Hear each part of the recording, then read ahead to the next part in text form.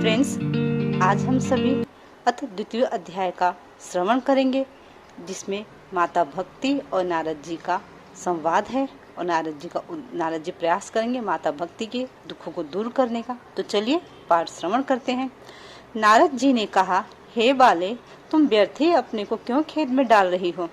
अरे, तुम इतनी चिंतातुर क्यों हो? भगवान श्री कृष्ण के चरण कमलों का चिंतन करो, उनकी कृपा से तुम्हारा सारा दुख दूर हो जाएगा। जिन्होंने कौरवों के अत्याचार से द्रौपदी की रक्षा की थी और गोप सुंदरियों को सनाथ किया था, वे श्री कृष्ण कहीं चले थोड़े ही गए हैं। फिर तुम तो भक्ति हो और सदा उन्हें प्राणों से भी प्यारी हो। तुम्हारे बुलाने पर तो भगवान नीचों के घर में भी चले जाते हैं। सत्य, त्रेता और द्वापर, इन तीनों युगों में ज्ञान और वैराग्य मुक्ति के साधन थे, किंतु कलयुग में तो केवल भक्ति ही मोक्ष की प्राप्ति कराने वाला है। यह सोचकर ही परमानंद चिंत मूर्ति ज्ञान स्वरूप श्री हरि ने अपने सत्य स्वरूप से तुम्हें रचा है। तुम साक्षात श्री कृष्ण चंद्र की प्रिया और परम सुंदरी हो।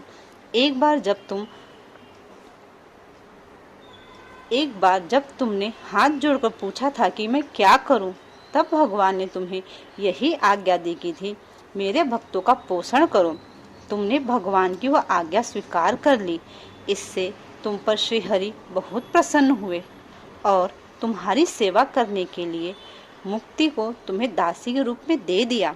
इन ज्ञान वैराग्य को पुत्रों के रूप में तुम अपने साक्षात स्वरूप से वैकुंठ धाम में भक्तों का पोषण करती हो। भूलोक में तो तुम उनकी पुष्टि के लिए केवल छाया रूप धारण कर रखा है।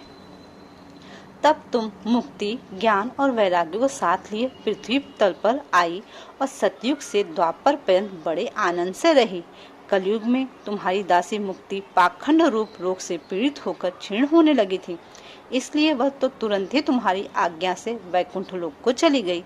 इस लोक में भी तुम्हारे स्मरण करने से ही वह आती है और फिर चली जाती है, किंतु इन ज्ञान वैराग्य को तुमने पुत्र मानकर अपने पास ही रख छोड़ा है। फिर भी कलयुग में इनकी उपेक्षा होने के कारण तुम्हारे ये पुत्र उत्साहहीन और वृद्ध हो गए हैं। फिर भी तुम चिंता न करो, मैं इनके नवजीवन का उपाय सोचता हूँ। सुमुखी, कली के समान कोई भी युग नहीं है। इस युग में तो तुम्हें घर घर में प्रत्येक पुरुष के हृदय में स्थापित कर दूंगा।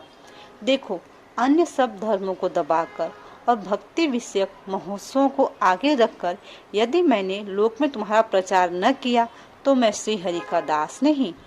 इस कलयुग में जो जीव तुमसे युक्त होंगे वे पापी होने पे भी बेखट के भगवान श्री कृष्ण के अभय धाम को प्राप्त होंगे। बोलिए भक्तवत्सल भगवान की जय। जिनके हृदय में निरंतर प्रेम रूपी भक्ति निवास करती है, वे शुद्धांत करण पुरुष स्वप्न में भी यमराज को नहीं देखते हैं। जिनके हृदय में भक्ति महारानी का निवास है, उन्हें प्रेत, पिशाच, राक्षस या दैत्य आदि स्पर्श करने में भी समर्थ नहीं हो सकते हैं।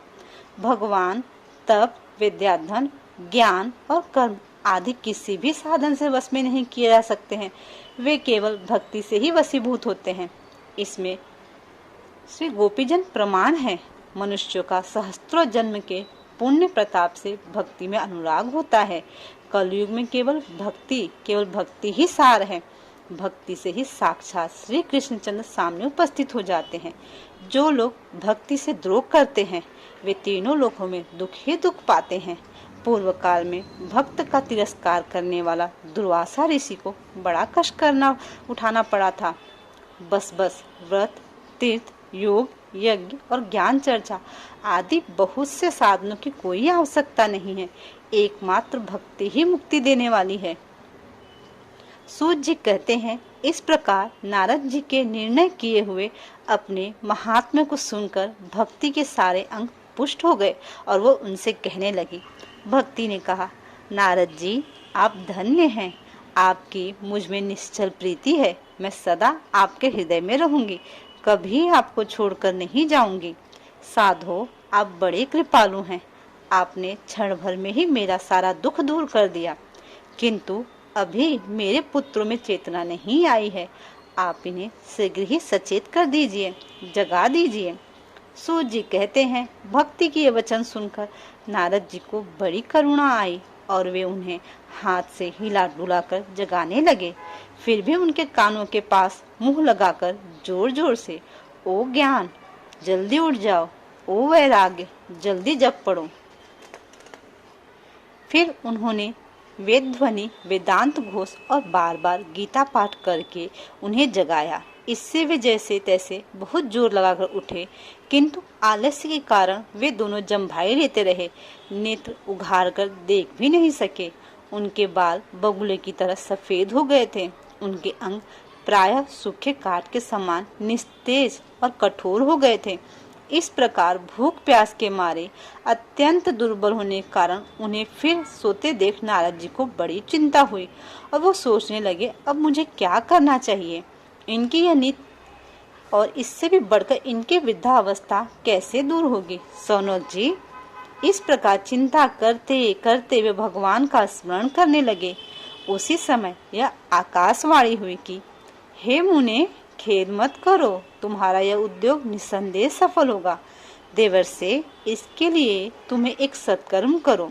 वह कर्म तुम्हें संत शिरोमणि महानुभाव बताएंगे। उस सत्कर्म का अनुष्ठान करते ही क्षण भर में इनकी नींद और वृद्धावस्था चली जाएगी तथा सर्वत्र भक्ति का प्रयास होगा। इस यह आकाशवाणी वहां सभी को साफ साफ सुनाई दी।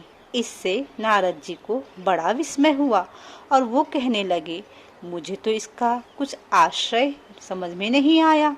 नारद जी बोले, इस आकाशवाणी ने भी गुप्त रूप में ही बात कही है। यह नहीं बताया कि वो कौन सा साधन किया जाए जिससे इनका कार्य सिद्ध हो। वे संत न जाने कहाँ मिलेंगे और किस प्रकार उस साधन को बताएंगे। अब आकाशवाणी ने जो कुछ कहा था उसके अनुसार मुझे क्या करना चाहिए। सूत जी कहते हैं, सौनक जी तब ज्ञान वैराग्य दोनों को वहीं छोड़कर नारद मुनि वहां से चल पड़े और प्रत्येक तीर्थ में जा जाकर मार्ग में मिलने वाले मुनीश्वर से वह साधन पूछने लगे। उनकी उस बात को सुनते तो सब थे, किंतु उसके विषय में कोई कुछ भी निश्चय उत्तर न देता। किन्हीं ने उसे असाध्य बताया, कोई बोले इसका ठीक ठीक पता लगाना ही कठिन है, कोई सुनकर चुप रह गए और कोई कोई तो अपनी अवज्ञा होने के भय से बात को टाल टूल कर खिसक गए। त्रिलोकी में महान आश्चर्यजनक हाहाकार मच गया। लोग आपस में कानाफूसी करने लगे। अरे भाई, जब वेद ध्वनि, वेदांत घोष और बार बार गीता पाठ सुनाने पर भी भक्ति, ज्ञान और वैराग्य ये तीनों नहीं जगाए जा सकते, तब और कोई उपाय नहीं है। स्वयं योगी राज नारद को भी जिसका ज्ञान नहीं है उसे दूसरे संसारी लोग कैसे बता सकते हैं। इस प्रकार जिन जिन ऋषियों से इसके विषय में पूछा गया, उन्होंने निर्णय करके यही कहा कि यह बात दुस्साध्य ही है। तब नारद जी बहुत चिंतातुर हुए और बद्री वन में आए ज्ञान वैराग को जगाने के लिए। वहां उन्होंने ये निश्चय किया कि मैं तप करूंगा। इसी समय उन्हें अपने सामने करोड़ों सूर्यों के समान तेजस्वी सनकादिक मुनीश्वर दिखाई दिए। बोले, सनकादिक मुनीश्वरों की जय हो। उन्हें देखकर वे मुनिश्रेष्ठ कहने लगे। नारद जी ने कहा, महात्माओं, इस समय बड़े भाग्य से मेरा आप लोगों के साथ समागम हुआ है। आप मुझ पर कृपा करके शीघ्र ही वह साधन बतलाइए। आप सभी लोग बड़े योगी, बुद्धिमान और विद्वान हैं। आप देखने में 5-5 वर्ष के बालक से जान पड़ते हैं, किंतु हैं पूर्वजों के भी पूर्वज। आप लोग सदा वैकुंठ धाम में निवास करते हैं, निरंतर हरि कीर्तन में तत्पर रहते हैं, भगवत लीलामृत का रसास्वादन कर सदा उसी में उन्मत्त रहते हैं और एकमात्र भगवत कथा ही आपके जीवन का आधार है। हरि शरणं श्री हरि शरणं, हरि शरणं श्री हरि शरणं। हरि शरणं भगवान ही हमारे रक्षक हैं। यह वाक्य मंत्र श्रद्धा आपके मुख में रहता है। इसी से काल प्रेरित वृद्धावस्था भी आपको बाधा नहीं पहुंचाती है। पूर्व काल में आपके भूमंडल मात्र से भगवान विष्णु के द्वारपाल जय और विजय तुरंत पृथ्वी पर गिर गए और फिर आपकी ही कृपा से वे पुनः वैकुंठ लोक पहुंच गए। धन है। इस समय आपका दर्शन बड़े सौभाग्य से हुआ है। मैं बहुत दीन हूँ और आप लोग स्वभाव से ही दयालु हैं, इसलिए मुझ पर आपको अवश्य कृपा करनी चाहिए। बताइए, आकाशवाणी ने जिसके विषय में कहा है वह कौन सा साधन है और मुझे किस प्रकार उसका अनुष्ठान करना चाहिए? आप इसका विस्तार से वर्णन कीजिए। भक्ति, ज्ञान और वैराग्य को किस प्रकार सुख मिलता है और किस तरह इनकी प्रेम पूर्वक सब वर्णों में प्रतिष्ठा की जाती है। सनकादिक ने कहा, देवर्षि, आप चिंता न करें, मन में प्रसन्न हो। उनके उद्धार का एक सरल उपाय पहले से ही विद्यमान है। नारद जी, आप धन्य हैं। आप विरक्तों के शिरोमणि हैं, श्री कृष्ण दासों के शाश्वत पथ प्रदर्शक एवं भक्ति योग के भास्कर हैं। आप भक्ति के लिए जो योग कर रहे हैं, यह आपके लिए कोई आश्चर्य की बात समझनी नहीं चाहिए। भगवान के भक्तों के लिए तो भक्ति सम्यक स्थापन करना सदा उचित है। ऋषियों ने संसार में अनेकों मार्ग प्रकट किए हैं, किंतु वे सभी कष्ट साध्य हैं और परिणाम में प्रायः स्वर्ग को ही प्राप्त कराने वाले हैं। अभी तक भगवान की प्राप्ति कराने वाला मार्ग तो गुप्त ही रहा है। उसका उपदेश करने वाला पुरुष प्रायः भाग्य से ही मिलता है। आपको आकाशवाणी ने जिस सत्कर्म का संकेत किया है उसे हम बतलाते हैं। आप प्रसन्न और समाहित चित्त होकर सुनिए। नारद जी, द्रव्य यज्ञ, तपो यज्ञ, योग यज्ञ और साध्य रूप ज्ञान यज्ञ, ये सब तो स्वर्ग आदि की प्राप्ति कराने वाले कर्म ही की ओर संकेत करते हैं। पंडितों ने ज्ञान यज्ञ को सत्कर्म, मुक्तिदायक कर्म का सूचक माना है। वह श्रीमद् भागवत का पारायण है, जिसका ज्ञान सुकादि महानुभवों ने किया है। उसके शब्द सुनने से ही भक्ति, ज्ञान और वैराग्य को बड़ा बल मिलेगा। इससे ज्ञान वैराग्य का कष्ट मिट जाएगा और भक्ति को आनंद मिलेगा। सिंह की गर्जना सुनकर जैसे भेड़िए भाग जाते हैं, उसी प्रकार श्रीमद् भगवत की ध्वनि से कलयुग के सारे दोष नष्ट हो जाएंगे। तब प्रेम रस प्रवाहित करने वाली भक्ति, ज्ञान और वैराग्य को साथ लेकर प्रत्येक घर और व्यक्ति के हृदय में कीड़ा करेंगी। नारद जी ने कहा, मैंने वेदांत की ध्वनि और गीता पाठ करके उन्हें बहुत जगाया, फिर भी भक्ति, ज्ञान और वैराग्य ये तीनों नहीं जगे। ऐसी स्थिति में श्रीमद् भागवत सुनने से वे कैसे जगेंगे? क्योंकि उस कथा के प्रत्येक श्लोक और प्रत्येक पद में भी वेदों का ही तो सारांश है। आप लोग शरणागत वत्सल हैं, आपका दर्शन कभी व्यर्थ नहीं होता है, इसलिए मेरा यह संदेह दूर कीजिए, इस कार्य में विलंब न कीजिए। सनकादिक ने कहा, श्रीमद् भागवत की कथा वेद और उपनिषदों के सार से बनी है, इसलिए उसमें अलग उनकी फल रूपा होने के कारण वह बड़ी उत्तम जान पड़ती है। जिस प्रकार रस वृक्ष की जड़ से लेकर शाखा पर्यंत रहता है, किंतु इस स्थिति में उसका आस्वादन नहीं किया जा सकता, वही जब अलग होकर फल के रूप में आता है, तब संसार में सभी को प्रिय लगने लगता है। दूध में भी घी रहता है, किंतु उस समय उसका अलग स्वाद नहीं मिलता है। वही जब उससे अलग हो जाता है, तब देवताओं के लिए भी स्वादवर्धक हो जाता है।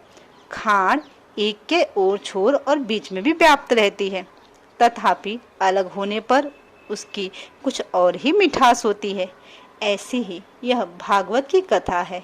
यह भागवत पुराण वेदों के समान है। श्री व्यासदेव ने इसे भक्ति, ज्ञान और वैराग्य की स्थापना के लिए प्रकाशित किया है।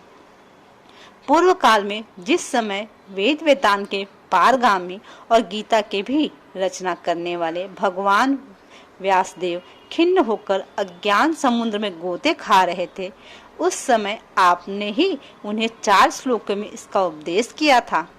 उसे सुनते ही उनकी सारी चिंता दूर हो गई थी। फिर इसमें आपको आश्चर्य क्यों हो रहा है जो आप हमसे यह प्रश्न कर रहे हैं?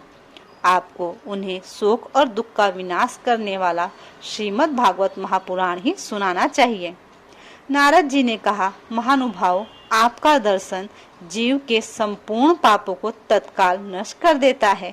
जो संसार दुख रूप दानवों से तपे हुए हैं, उन पर शीघ्र ही शांति की वर्षा करता है। आप निरंतर शेष जी के सहस्त्र मुखों से गाए हुए भगवत कथामृत का ही पान करते हैं।